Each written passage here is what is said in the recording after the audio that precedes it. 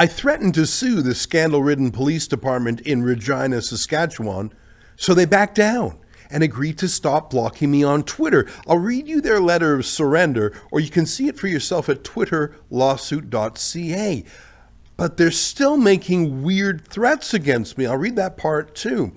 See, Regina police blocked me as a passive-aggressive way to get back at me for exposing their bizarre role in promoting the Islamic call to prayer that a mosque in downtown Regina has started to do using loudspeakers that can be heard for half a mile in every direction.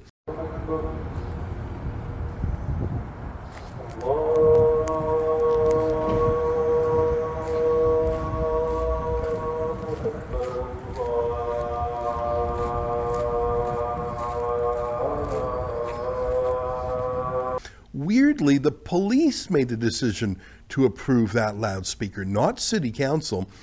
And then the police put out a statement threatening to arrest anyone who protests against it in the wrong way. So gross. So when the mosque had a press conference, I was there. Regina police showed up in force. It was so weird. Do we expect someone from the police to... I was going to say, is there anyone from the police that's going to say anything? Okay, that's all I'm asking. Is someone going to be speaking here today from the police? So they won't be here in person, or they will? You can contact our media department. You're not being very helpful. Okay.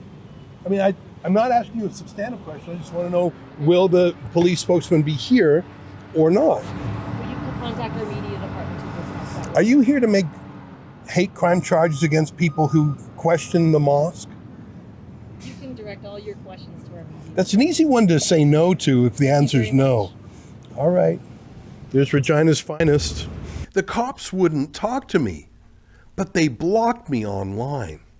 Well, we lawyered up and sent them a demand letter, and they blinked. Here, let me read their letter to you. It's from Katrina Swan, their lawyer, and it's copied to the police chief and the entire police commission, which I think is a good thing.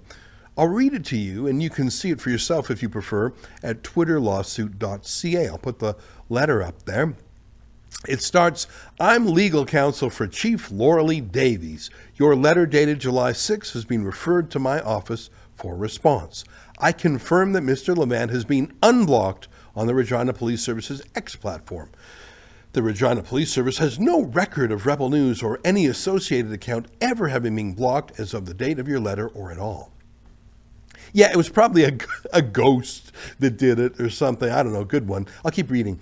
I can advise that none of the current staff in public information and strategic communications blocked Mr. Levant, which means he had been blocked prior to June 30th, the date identified in your letter. Well, that's a bit of a mystery, isn't it? If they didn't block me, who did? Like I say, was it a ghost? Are they telling the truth? I'll keep reading. The Regina Police Service does not intend to block Mr. Levant, Rebel News, or any affiliated person from accessing its social media platforms. However, the Regina Police Service reserves the right to moderate comments in a neutral and consistent manner to ensure compliance with applicable laws, policies, and community standards. Okay, hang on. What on earth does that mean? How are you going to moderate what I say? What policies are they talking about that I can't criticize? Like their policy to approve a loudspeaker on a mosque or something? So they'll block me again if my tweets are perfectly legal, but I don't agree with their policies? The letter continues. It says, moderation is limited to content that constitutes harassment, threats, hate speech, or otherwise violates legal or platform guidelines. Okay, well, you just said you would block me again if I violated your policies and standards. Let me read some more. They say, this is not a restriction on free expression, but a measure to uphold respectful, lawful public discourse in accordance with Canadian legal principles. I'm getting whiplash here. So which is it? You'll unblock me now, but you'll block me again if I violate your policies, but you believe in free expression, except if I'm not being respectful? What does that mean? Do I have to respect the Regina Police? Because to be honest, this foolish letter is sort of destroying that respect. And then the lawyer for the police finishes by saying, thank you for bringing this issue to our attention. What? You're the ones who blocked me, but you didn't know about it? You don't know who did it? I mean, look, a victory is a victory. I've sued a half dozen left-wing bullies, just like these guys, who tried to censor Rebel News by blocking us from their publicly funded government social media accounts.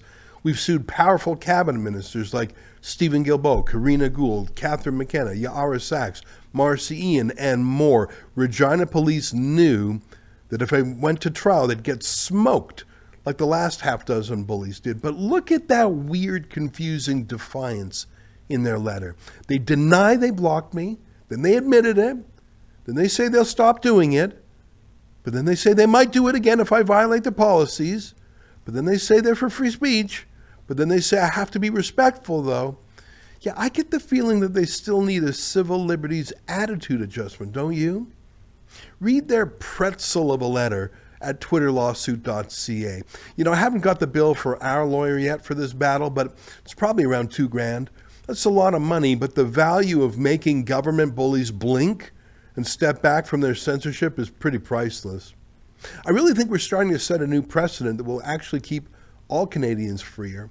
If you can help me pay for our lawyer, please do. You can do that right there at twitterlawsuit.ca. Thanks very much.